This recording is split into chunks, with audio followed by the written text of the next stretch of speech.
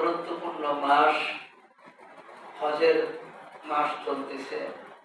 শাওয়াল, যিলকাদা, যিলহিজ্জা, এই তিনটা মাস হলো হজের মাস এবং এর মধ্যে আমাদের জন্য কুরবানির বিধান নিহিত রয়েছে। নির্দিষ্ট ব্যক্তিদের জন্য, সক্ষম ব্যক্তিদের জন্য বিধানাবলী রয়েছে। ইসলামের স্তম্ভ, ইসলামের 5টি স্তম্ভের নামাজ, রোজা, হজ, যাকাত আর ঈমান কালিমা, 5টি স্তম্ভের অন্যতম হলো হজ।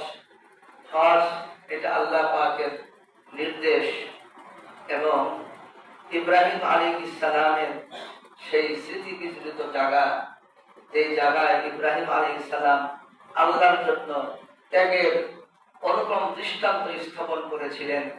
ইব্রাহিম নবীর পরীক্ষার জায়গা, সেই হাজেরা আলাইহিস সালামের পরীক্ষার জায়গা, সেই নবীদের স্মৃতি বিজড়িত জায়গাগুলা দেখার জন্য, ওগুলা এরকম নজর করার জন্য, আর বিশেষভাবে আমার আপনার পিয়ারা নবী দুজাহানের বাদশা মুহাম্মদ মুস্তাফা সাল্লাল্লাহু আলাইহি ওয়াসাল্লামের রওজা জিয়ারতের জন্য এই যে হজের মধ্যে কার্যক্রম, এটা একদিকে ভাগ্য আর আল্লাহ পাকের নির্দেশ তো অবশ্যই আছে।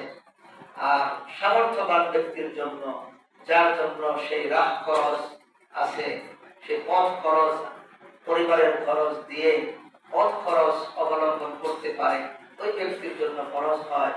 এই বিধান আবার আবেগের জায়গা, ইব্রাহিম নবীর ত্যাগের থেকে আমাদের যে শিক্ষা আসে, ইব্রাহিম নবী তার সন্তানকে কোরবানি দিতে আল্লাহর জন্য প্রস্তুত হয়ে গিয়েছিলেন, ঠিক কিনা?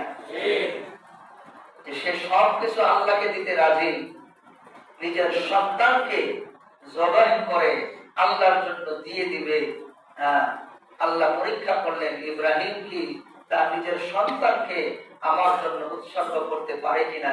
আল্লাহ রাব্বুল আলামিনের এই পরীক্ষায়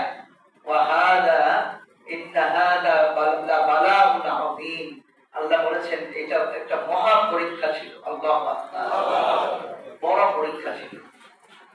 সেই পরীক্ষাতেও ইব্রাহিম আলাইহিস সালাম ফার্স্ট হয়ে গেলেন, সুবহানাল্লাহ। এর আগে পরীক্ষা নিয়েছিলেন, আগুনের কুণ্ডলিতে ইব্রাহিম নবীকে নিক্ষেপ করেছিল, ঠিক কিনা? নিজের বাবা সেই আগুনের মধ্যে ফালানোর জন্য রশি টানতেছিল, তাকে ঘর থেকে বের করে দেওয়া হয়েছিল যে আমার ঘর থেকে বের হয়ে যাও। স্ত্রী সহ ঘর থেকে বের হয়ে গেলেন, থাকা খাওয়ার জায়গা নাই, কোথায় যাবে এই অবস্থা নাই। সেখান থেকে ইব্রাহিম আলাইহিস সালামকে আল্লাহ এমন ভাবে প্রতিষ্ঠিত করেছিলেন, আজকে ইব্রাহিম নবী সেই হাজার হাজার বছর আগে এসেছিল, আজকে হাজার বছর পরেও বিশ্ব নবীর উম্মতরাও, এই শেষ নবীর উম্মতরাও ইব্রাহিম নবীকে স্মরণ করে। আল্লাহ তার পরীক্ষাকে কবুল করেছিলেন, তার পরীক্ষায় সন্তুষ্ট হয়েছিলেন, সুবহানাল্লাহ। এবং ইব্রাহিম নবীর নাম আল্লাহ কোরআনে উল্লেখ করেছেন, ইব্রাহিম নবীর ছেলের নাম কোরআনে উল্লেখ করেছেন, সুবহানাল্লাহ। ইয়াকুব বংশ আর ইসমাইলের বংশ, ইসমাইলের বংশ থেকে নবী একজন আসছে, কয়জন? আর ইসমাইলের বংশ থেকে নবী আসছে একজন, আর ইয়াকুবের বংশ থেকে নবী আসে হাজার হাজার হাজার হাজার, সুবহানাল্লাহ। ইয়াকুব আলাইহিস সালামের বংশ থেকে হাজার হাজার নবী আসছে মানুষকে, বিশেষ করে বনি ইসরাঈলদের জন্য, বনি ইসরাঈলদেরকে শিক্ষা দেওয়ার জন্য, তাদেরকে সঠিক পথ দেখানোর জন্য আল্লাহ ব্যবস্থা করেছিলেন। আর এদিকে আরববাসীদেরকে সতর্ক করার জন্য আল্লাহ তাআলা শেষ নবী, আখিরুজ জামান নবী মুহাম্মদ মুস্তাফা সাল্লাল্লাহু আলাইহি ওয়াসাল্লামকে ইসমাঈল নবীর বংশে প্রেরণ করলেন, সুবহানাল্লাহ।